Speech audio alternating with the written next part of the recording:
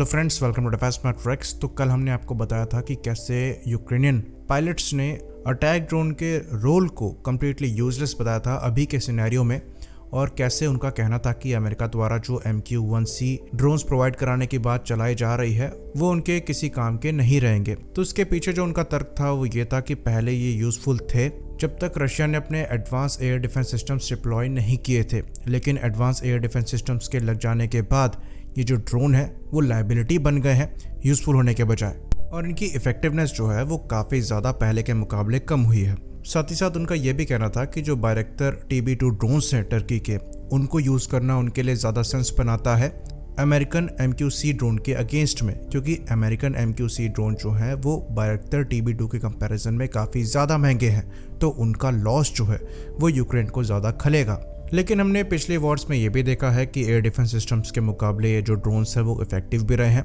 तो आज के वीडियो में हम समझने की कोशिश करेंगे कि इन ड्रोन का एक्चुअल रोल जो है वो क्या है और कहाँ पर ये सबसे ज़्यादा इफेक्टिव जो है वो निकल कर सामने आते हैं।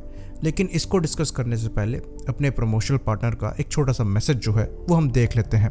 तो अनअकैडमी द्वारा एक स्कॉलरशिप टेस्ट जो है वो कराया जा रहा है NDA के लिए। ये बिल्कुल फ्री टेस्ट है और इसमें आपको 100% स्कॉलरशिप के साथ साथ प्राइजेस मिल सकते हैं करीबन 20 लाख रुपए तक के। तो ये जो टेस्ट है ये इस सैटरडे यानी कि 25 जून को सुबह 11 बजे से चालू होगा, और जितने भी NDA एग्ज़ाम के एस्पिरेंट्स हैं वो यहाँ पर फ्री में एनरोल करके एग्ज़ाम्स दे सकते हैं। याद रखिएगा, एनरोल करने के लिए हमारा रेफरल कोड लगेगा जो कि मैट्रिक्स 10 है। तो यहाँ पर फुल लेंथ एग्ज़ाम होगा और आपको लाइव रैंकिंग जो है वो दिखाई देंगी, जहाँ से आप अपनी कैपेबिलिटी को देख सकते हैं। साथ ही साथ यहाँ पर जो एग्ज़ाम होगा उसे टॉप NDA एजुकेटर्स द्वारा सेटअप किया गया है। प्राइजेस की बात करें तो रैंक 1 को यहाँ पर प्लैटिनम ऑफ ब्रिलियंस के अंतर्गत लैपटॉप मिल सकता है, रैंक 2 को गोल्ड फॉर एक्सीलेंस के लिए 5G स्मार्टफोन मिल सकता है, और रैंक 3 से 10 को फिटबिट वॉचेस जो हैं वो मिल सकती हैं। तो फ्री में आप अपनी एबिलिटी को यहाँ पर टेस्ट कर ही सकते हैं, साथ ही साथ एक्साइटिंग प्राइजेस भी जीत सकते हैं। ज़रूरी लिंक्स जो हैं वो आपको डिस्क्रिप्शन में मिल जाएंगे। तो अगर हम आजकल के कुछ रीसेंट वॉर्स को स्टडी करें जिसमें यूक्रेन और रशिया के बीच में जो वॉर चल रही है उसकी बात हो गई, उसके बाद अर्मीनिया और अजरबैजान के बीच में जो लड़ाई हुई थी उसकी बात हो गई। तो इन दोनों वॉर में हमने ये चीज़ देखी है कि जो अनमैन्ड एरियल व्हीकल्स हैं उनके रोल में काफ़ी ज़्यादा बढ़ोतरी हुई है प्रीवियस वॉर्स के कंपैरिजन में, और इनको ज़्यादातर रिकॉग्निजेंस और अटैक रोल में यूज़ किया जा रहा है। तो रिकॉग्निजेंस और इंटेलिजेंस गैदरिंग जो है वो काफ़ी इंपॉर्टेंट पार्ट होता है किसी भी वॉर का। आपको एनिमी की स्ट्रेटजी के बारे में अगर पता हो तो आप अपनी तैयारी उस हिसाब से कर सकते हैं और अपने एनिमी को डोमिनेट कर सकते हैं, जिसके लिए इंटेलिजेंस लगता है।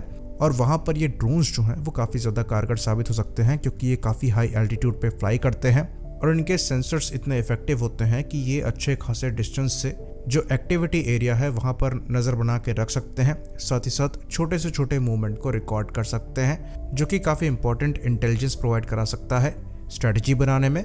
और साथ ही साथ ये सेफ डिस्टेंस ऑपरेशन होता है, और इन UAVs की एंड्योरेंस काफ़ी ज़्यादा होती है, तो ये काफ़ी लंबे समय तक नज़र बना के रख सकते हैं और एक काफ़ी इंपॉर्टेंट एसेट निकल कर सामने आते हैं। और ज़्यादातर UAVs जो हैं उनको इसी काम के लिए यूज़ किया भी जाता है। तो ग्राउंड ऑपरेशन परफॉर्म कर रहे ट्रूप्स को एनिमी की पोजीशन और उनके मूवमेंट का पता लगता रहता है, जो कि उन्हें काफ़ी बड़ा एडवांटेज देता है। उसके बाद दूसरा रोल आया जिसमें इन्हीं ड्रोन्स पर वेपन्स लगा दिए गए और इनको अटैक के लिए यूज़ किया जाता है। तो जब आप इन ड्रोन्स में वेपन्स लगा देते हैं तो इनके जो पेलोड है वो बढ़ जाता है और जो एंड्योरेंस है वो नीचे चला आता है। तो अब रिकॉग्निजेंस जो है वो कई घंटे नीचे आ जाती है, मैक्सिमम सर्विस सीलिंग भी कम हो जाती है, और वेपन्स को यूज़ करने के लिए ड्रोन्स को नीचे आना पड़ता है, क्योंकि ये जो वेपन्स होते हैं वो काफ़ी हाई रेंज वेपन नहीं होते हैं। तो अफगानिस्तान में अमेरिका के लिए ये जो ड्रोन्स हैं वो काफ़ी ज़्यादा इफेक्टिव रहे, और इसके पीछे रीज़न ये है कि अफगानिस्तान में जो एयर डिफेंस सिस्टम्स हैं वो ऑलमोस्ट ना के बराबर थे, तो यहाँ पर कोई चैलेंज जो है इन ड्रोन्स को नहीं मिल रहा था। फिर जब बात आती है अर्मीनिया और अजरबैजान की लड़ाई की, तो वहाँ पर सबसे ज़्यादा इफेक्टिव जो थे वो इजरायली लॉइटरिंग म्यूनिशंस थे, यानी कि वो ड्रोन जो खुद टारगेट को ढूंढते हैं और खुद जाकर उन पे अटैक करके डिस्ट्रॉय करते हैं। तो अर्मीनियन एयर डिफेंस को डिस्ट्रॉय करने के लिए इन ड्रोन्स का इस्तेमाल हुआ। ये ड्रोन साइज में काफ़ी छोटे होते हैं, तो इनका रडार क्रॉस सेक्शन भी कम होता है और अर्मीनिया के पुराने एयर डिफेंस सिस्टम्स के सामने ये इफेक्टिव निकलकर सामने आए थे। और ये देखा गया था कि जो अर्मीनियन एयर डिफेंस सिस्टम्स हैं वो इन लॉइटरिंग म्यूनिशंस के सामने बेबस थे। और एयर डिफेंस कवर के हटने के बाद जो बायरक्टर TB2 जैसे आर्म ड्रोन है उन्होंने अपना काम करना चालू किया और जो आर्मर्ड फॉर्मेशन थी अर्मीनिया की उसको अच्छा खासा नुकसान पहुंचाया। तो यहाँ से हमारे पास ये लेसन है कि आर्म्ड ड्रोन्स जो हैं वो यूजफुल होते हैं, लेकिन आपको ये इंश्योर करना पड़ेगा कि जो एयर डिफेंस कवर है वो हट गया हो, जिसके लिए अगेन आप लॉइटरिंग ड्रोन्स को यूज़ कर सकते हैं।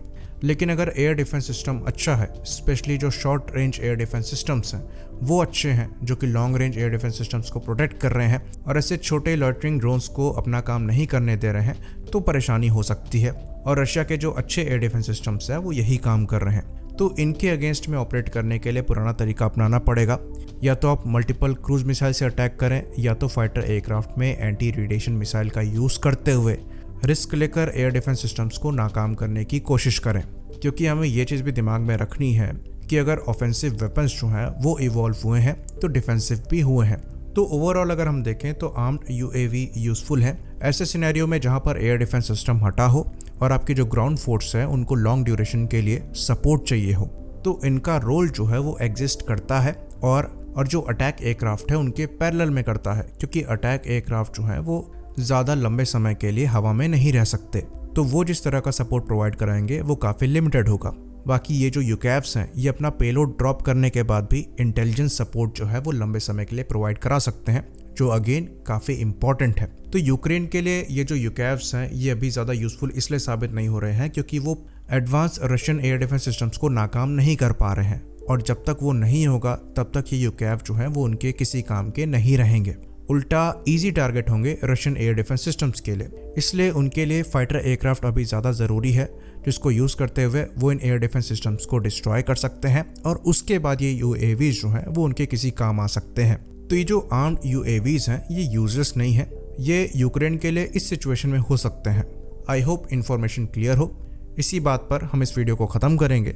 लाइक करिए, सब्सक्राइब करिए। जय हिंद।